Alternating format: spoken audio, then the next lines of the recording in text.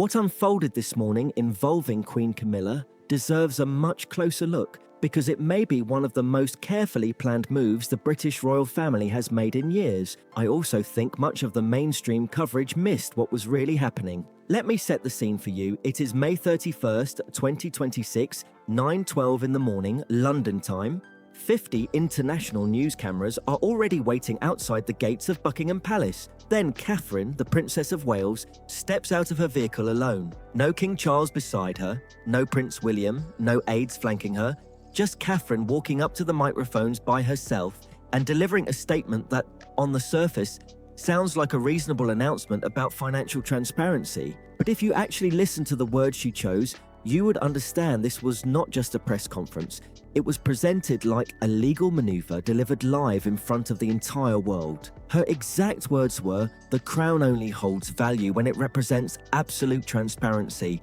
Starting at midnight tonight, the entire royal charitable system will undergo a full independent forensic audit. Any undocumented funds will be immediately frozen. We do not protect mistakes in the dark. We bring them into the light." Most outlets reported this as financial modernization and a progressive step forward. But what actually happened the moment she said those words is that she formally initiated a protocol that legally freezes discretionary spending within the royal household. That spending freeze was not random. It was specifically designed to hit the financial infrastructure that Queen Camilla has been quietly operating through for years. The phrase about not protecting mistakes in the dark was not just poetic language, it was a direct message aimed at one specific person. And here is the part that makes the whole thing even more interesting. Catherine did this alone. No king standing beside her to validate the announcement, no heir to the throne lending his authority to the moment. She stood there by herself, and that was entirely deliberate because by showing up without Charles or William, she was not speaking as a supporting family member. Rather than acting as someone awaiting approval, Catherine presented herself as a figure exercising independent authority. She was signaling to everyone inside the palace and everyone watching at home that she was not waiting for permission from anyone. While all of this was happening publicly, something very different was unfolding about 70 miles away in Wiltshire. Queen Camilla was at the Ray Mill estate, and by 11 o'clock that same morning, the property was in what sources described as a complete lockdown. No staff movement in or out, no communications going through normal channels. Then, sometime after Catherine's statement went live, a single vehicle pulled up to the driveway. Inside was a senior legal advisor representing Prince William, carrying a secured folder containing what palace insiders were calling the silent contract. I want you to understand how serious this document was. This was not a polite letter asking Camilla to consider scaling back her responsibilities. It was described as a binding legal agreement with no room for negotiation, and the terms were genuinely extreme. By signing it, Camilla would forfeit her right to speak in any official capacity without prior approval. Every public statement she made from that point forward, every piece of correspondence,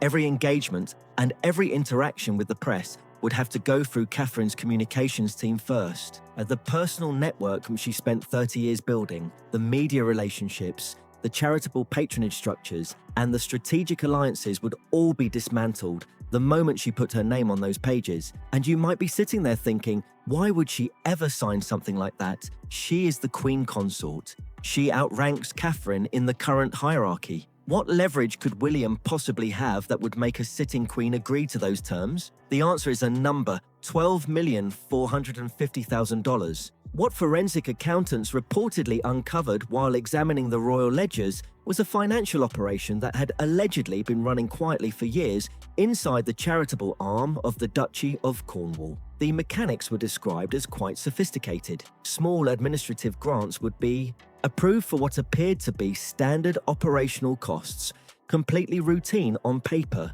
but instead of reaching their intended public recipients, those specific funds were allegedly redirected into a secondary intermediary trust. From that holding account, the money was then dispersed across a network of unlisted charities and independent organizations, all reportedly tied to Camilla's private patronage circle. So, according to these claims, institutional money was funneled into a closed loop that financed private networking, public relations alliances, and the expansion of a personal sphere of influence, all hidden from standard palace oversight. When the paper trail was reportedly decoded, this documentation was described as airtight, and that documentation is what William had sitting in a folder when his legal advisor walked into Ray Mill. The decision placed in front of Camilla that morning left almost no middle ground: sign the contract and keep the title while losing all actual power, or refuse to sign and watch the audit get escalated to external regulatory authorities. Under the UK Charities Act of 2011, deliberately misdirecting charitable trust funds is a serious criminal offence, not just a reputational problem. If she refused, the full financial records would have been handed over to investigators and then unsealed for the global press. Every routing number, every transaction history, and every organisation that received redirected money. The resulting public inquiry would have been catastrophic, and the palace would have been institutionally obligated to distance itself entirely, leaving her with no protection from the legal consequences. There was also a timing element that made this even more urgent. At 1:45 that same afternoon, the Privy Council was scheduled to convene for a mandatory session to officially approve and seal the royal household's budget for the upcoming fiscal year. Once that budget was signed off and became a permanent state record, the entire dynamic changed. If William had allowed that meeting to proceed with the $12 million discrepancy still unaddressed, the monarchy would not just be dealing with an internal problem anymore. By approving a compromised financial ledger, the institution itself would become legally entangled in the cover-up, so the window was extremely narrow. The confrontation at Ray Mill had to happen that morning, before 1:45, before that meeting, before the ledger was sealed, and that is exactly what William executed. The legal advisor placed the documents on the table, turned around, and walked out without waiting for a response. Camilla was left sitting alone in the quiet of that Wiltshire estate, with only a few hours to make the most consequential decision of her life. And based on what came out of the Royal Press Office later that afternoon, it is pretty clear which direction she went. At 3:30 that same day, a bulletin was released. It was unusually short for an official royal statement. 4 lines, and the key sentence read, "Due to sudden and unforeseen health complications requiring an extended period of rest, the Queen Consort will be stepping back from all official public duties for the foreseeable future." Now look, if you follow royal media at all, you know exactly what that language means. Sudden health complications is the most airtight phrase in the royal communications playbook. The press cannot aggressively push back on a medical announcement without looking like they are attacking a sick woman. The public does not demand specific timelines when someone is unwell. Once that kind of statement is released, it leaves almost no room for accountability or follow-up. It is a door that closes completely the moment it is used. And whoever wrote that statement knew precisely what they were doing, because it was not written by Camilla's team. Her team no longer had that authority. But here is the question that is actually worth considering. If the financial evidence was as definitive as sources are describing, why not remove her title entirely?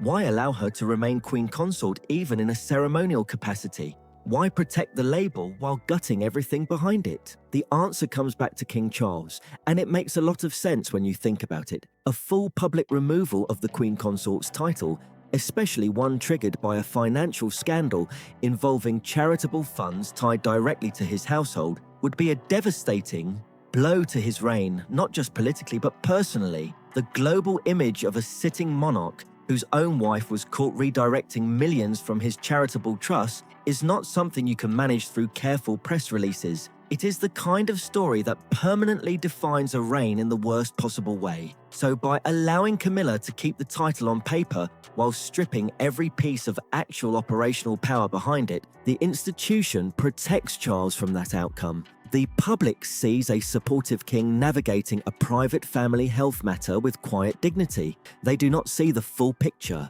and that gap between public perception and actual reality is entirely intentional. What Camilla's daily life looks like now is genuinely remarkable to think about.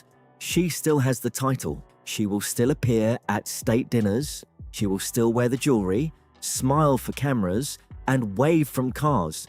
But every word she says publicly will have been pre-approved by Catherine's communications office. Every engagement she attends will have been selected by William's team. Every visitor to her residence requires advance clearance. Her private communications are now routed through internal servers with oversight from Catherine's team. Every call logged, every movement accounted for. She exists inside what one source apparently described as a highly monitored glass cage. On the surface, the appearance of power remained untouched, but the real authority behind it had been removed. 3 decades of carefully constructed influence had been compressed into a ceremonial image that someone else was now managing on her behalf. I honestly cannot think of a more complete reversal of position. And while all of this was being finalized, there was one absence throughout the entire day that says a great deal about the current state of the royal household. King Charles was nowhere. He did not issue a statement defending Camilla. He did not intervene to stop the legal ultimatum delivered to Ray Mill. He did not appear publicly. He did not acknowledge any part of what was happening. For a man who wears the crown, that silence was deafening. Internal sources say he was fully aware of the contents of the financial audit before any of this became public. He knew what was in that folder, and he also understood that if he used his sovereign authority to protect Camilla, William was prepared to let the financial discrepancies become a public matter. So Charles was effectively trapped. Protecting his wife meant triggering a scandal that could permanently damage his reign and the institution's credibility. Staying silent meant watching the woman closest to him lose her autonomy without a single word of defense. He chose the institution. He chose the crown over the person, and he spent the day quietly in his private quarters while his son and daughter-in-law systematically dismantled everything she had built. That is not a small thing. It suggests a king who no longer holds the actual leverage within his own household. I think everyone inside those palace walls understands exactly what that means for the next several years. Around 5 o'clock that evening, as the sun was going down over London, there was one final detail that people paying close attention noticed. The personal standard of the Princess of Wales was raised on the roof of Kensington Palace. Most people walking through the area probably did not think twice about it, but within royal protocol, that is not a casual gesture. Standards communicate presence and authority. Raising it at the close of that specific day was a deliberate punctuation mark on everything that had just happened. Catherine has been a member of this family for 15 years. She came in as an outsider, absorbed enormous scrutiny and internal tension, never broke publicly, never gave the press a crisis to run with, and spent that entire time watching how the institution operates beneath its polished surface, learning where the real leverage sits, learning which mechanisms matter and which ones are just theatre. Everything that happened today seemed to be the result of years of careful planning. Not a dramatic confrontation or a messy public blow-up, but a clean, invisible, and completely deniable transfer of operational control that the general public will probably never fully understand. The official story is that the monarchy is stable, united, and quietly managing a private health situation within the family.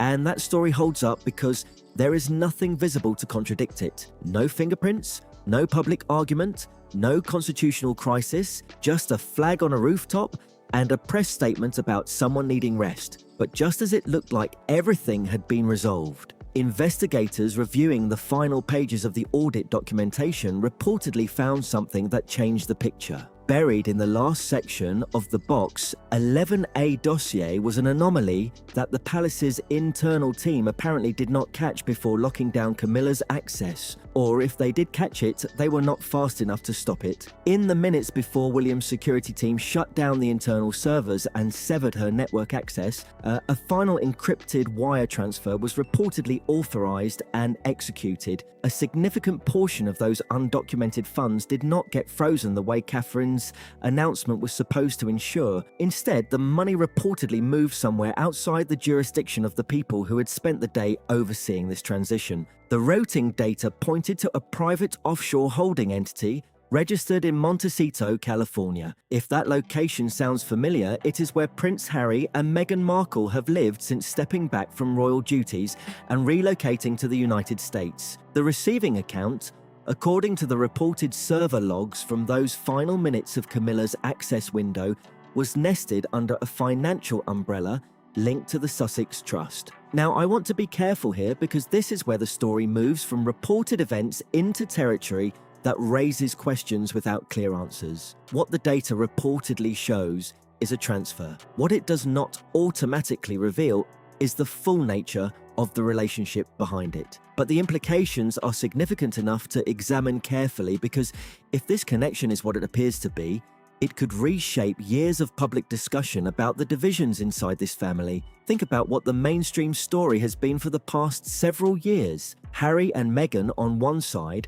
having left the institution, written the memoir, done the interviews, and publicly described a family environment that was cold, dismissive, and occasionally hostile. Camilla specifically came up in those accounts in ways that were not flattering. The public understanding was that these were genuinely opposing factions with opposing values, opposing interests, and no meaningful contact behind the scenes. But what the Box 11A data is now suggesting is that while the public feud was playing out in interviews and headlines, there may have been a quiet financial arrangement running in the background that both sides found mutually useful.